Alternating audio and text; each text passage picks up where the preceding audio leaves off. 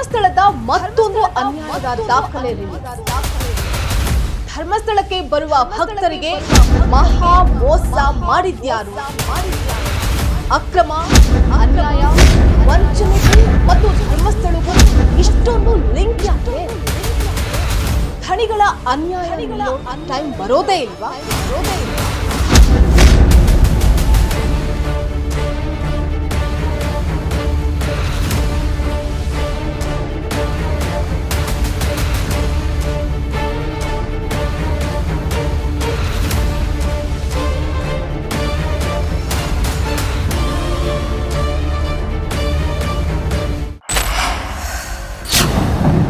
Ladies and gentleman, ಧರ್ಮಸ್ಥಳದ ಮತ್ತೊಂದು ಅಕ್ರಮ ನಿಮ್ಮ ಫೋಕಸ್ ಟಿವಿಯಲ್ಲಿ ಬಯಲಾಗ್ತಾ ಇದೆ.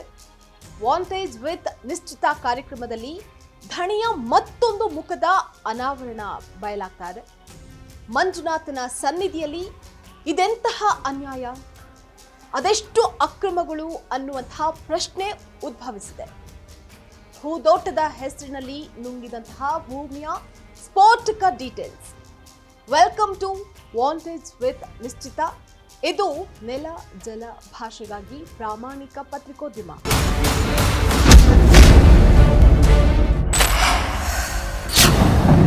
ನಾಡಿನ ವಿವಿಧೆಡೆಯಿಂದ ಬರುವಂತಹ ಭಕ್ತರಿಗೆ ಹೂದೋಟವನ್ನ ರಚಿಸೋದಕ್ಕೆ ಸರ್ಕಾರದಿಂದ 14.65 ಎಕರೆ ಭೂಮಿ ಪಡೆದು ವಂಚಿಸಿದಾರ ಬೂದಾಯಿ ಹೆಗ್ಡೆ ಅನ್ನುವಂತಹ ಪ್ರಶ್ನೆಯನ್ನ ನಾನು ಕೇಳಬೇಕಾಗಿದೆ.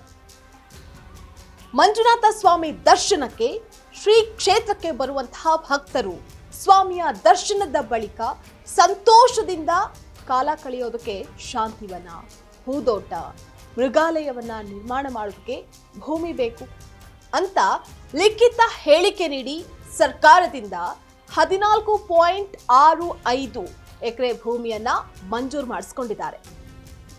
ಶಾಂತಿವನ ಟ್ರಸ್ಟ್ನ ಅಧ್ಯಕ್ಷ ವೀರೇಂದ್ರ ಹೆಗ್ಡೆ ಅವರು ಈ ಭೂಮಿಯನ್ನ ಸರ್ಕಾರದಿಂದ ಗ್ರಾಂಟ್ ಮಾಡಿಸಿಕೊಂಡಿದ್ದಾರೆ. ಆದರೆ ಮಂಜೂರಾತಿ ಪತ್ರದಲ್ಲಿ ಇರುವಂತಹ ಹೂದೋಟದ ಉದ್ದೇಶದ ಭೂಮಿಯಲ್ಲಿ ಪ್ರಕೃತಿ ಚಿಕಿತ್ಸಾಲಯ ಮತ್ತು ವಿಶ್ರಾಂತಿ ಗೃಹವನ್ನ ನಿರ್ಮಾಣ ಮಾಡಿ ಕಮರ್ಷಿಯಲ್ ಆಕ್ಟಿವಿಟಿ ಮಾಡ್ತಾ ಇರೋದು ಎಷ್ಟು ಮಟ್ಟಿಗೆ ಸರಿ ಅನ್ನುವಂತಹ ಪ್ರಶ್ನೆಗಳನ್ನ ಇವತ್ತು ನಾನು ಕೇಳ್ತಾ ಇದ್ದೀನಿ.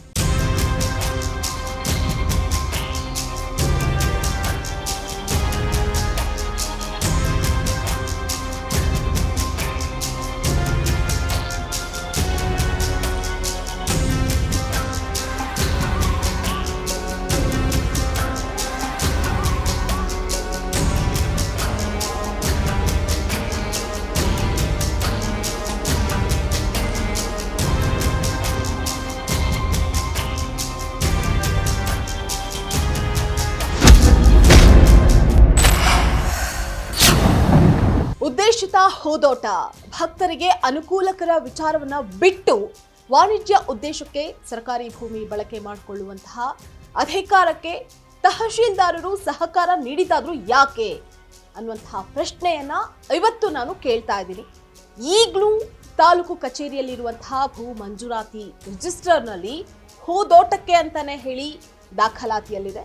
ಇಲ್ಲಿ ಲಾಭದಾಯಕ ಪ್ರಕೃತಿ ಚಿಕಿತ್ಸಾಲಯವನ್ನ ನಿರ್ಮಾಣ ಮಾಡಿ ಶ್ರೀಮಂತರು, ರಾಜಕಾರಣಿಗಳಿಂದ ಲಾಭವನ್ನ ಗಳಿಸಿದ್ದು ಸರಿನಾ ಅಂತ ಇವತ್ತು ನಾನು ಪ್ರಶ್ನೆ ಕೇಳ್ತಾ ಇದ್ದೀನಿ.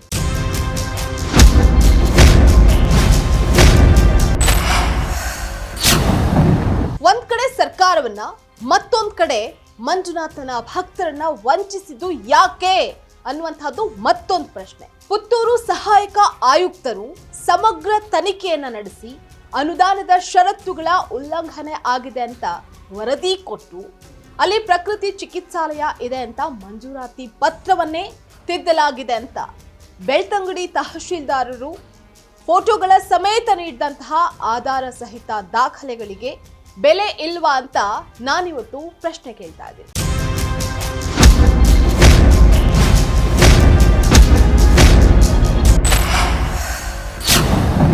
ದಕ್ಷಿಣ ಕನ್ನಡ ಡಿಸಿ ಅವರಿಗೆ ಪುತ್ತೂರು ಎಸಿ ಅವರು ದಿನಾಂಕ 9/9/2015 ವರದಿಯನ್ನ ಸಲ್ಲಿಕೆ ಮಾಡಿದ್ರು.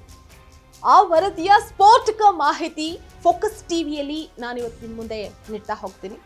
ಮಂಜೂರಾತಿ ರದ್ದನ್ನಗೊಳಿಸೋದಕ್ಕೆ ನೋಟಿಸ್ ನೀಡಿ ತನಿಖೆ ಮಾಡಿ ಕ್ರಮವನ್ನ ಕೈಗೊಳ್ಳಬೇಕು ಅಂತ ಶಿಫಾರಸನ್ನ ಮಾಡಿದ್ರೂ ಕೂಡ ಯಾಕೆ ಕ್ರಮವನ್ನ ಜರುಗಿಸಿಲ್ಲ ಅಂತ ಸಂಬಂಧಪಟ್ಟಂತಹ ಅಧಿಕಾರಿಗಳಿಗೆ ನಾನು ಪ್ರಶ್ನೆ ಕೇಳ್ತಾ ಇದ್ದೀನಿ. ಇದೆಲ್ಲದರ ಆಧಾರದ ಮೇಲೆ ದಕ್ಷಿಣ ಕನ್ನಡ ಜಿಲ್ಲಾಧಿಕಾರಿಗಳ ಕೋರ್ಟ್ನಲ್ಲಿ ವಾದ ಪ್ರತಿವಾದಗಳು ಮುಗಿದ್ರು ಡಿಸಿಗಳು ಆದೇಶ ಮಾಡದೆ ಬಾಕಿ ಇಟ್ಟಿದ್ದಾದ್ರೂ ಯಾಕೆ ಅಂತ ನಾನು ಕೇಳುವಂತಹ ಪ್ರಶ್ನೆಗೆ ಯಾರಾದ್ರೂ ಉತ್ತರ ಕೊಡ್ತಾರಾ?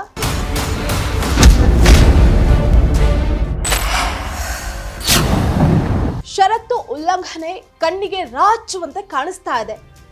ಎಸಿ ಅವರ ವರದಿಯೂ ಇದೆ. ಸರ್ಕಾರದ ಕೆಲಸ ದೇವರ ಕೆಲಸ ಅನ್ನುವಂಥದ್ದು ಹಳೆ ಮಾತು. ಆದ್ರೆ ಈಗ ಸರ್ಕಾರದ ಕೆಲಸ ದೇವ ಮಾನವರ ಕೆಲಸ ಅನ್ನುವಷ್ಟು ಗಾದೆ ಬದಲಾಗಿದೆಯಾ ಅಂತ ನಾನು ಕೇಳ್ತಾ ಇದ್ದೀನಿ. ಧರ್ಮಸ್ಥಳದ ಗ್ರಾಮದಲ್ಲಿ ಹೆಗ್ಡೆ ಅವರ ಹೆಸರಿನಲ್ಲಿ 432 ಎಕರೆ ಭೂಮಿ ಇದ್ದು ಸರ್ಕಾರದಿಂದ ಭೂಮಿ ಪಡೆಯೋದು ದಲಿತರಿಗೆ ಭೂರಹಿತರಿಗೆ ಮಾಡಿದಂತಹ ವಂಚನೆ ಅಲ್ವಾ ಅನ್ನುವಂತಹ ಪ್ರಶ್ನೆಯನ್ನ ನಾನು ಕೇಳ್ತಾ ಇದ್ದೀನಿ. ಈ ಭೂಮಿಗಳ ನಿಜವಾದ ಹಕ್ಕುದಾರರು ಯಾರಾಗಬೇಕು? ಇದು ವಾಂಟೆಡ್ ವಿತ್ ನಿಶ್ಚಿತ ಎಕ್ಸ್ಕ್ಲೂಸಿವ್ ಸುದ್ದಿಗಳು ಮತ್ತು ವಿಶ್ಲೇಷಣೆಗಾಗಿ ನೋಡ್ತಾ ಇರಿ ಫೋಕಸ್ ಟಿವಿ.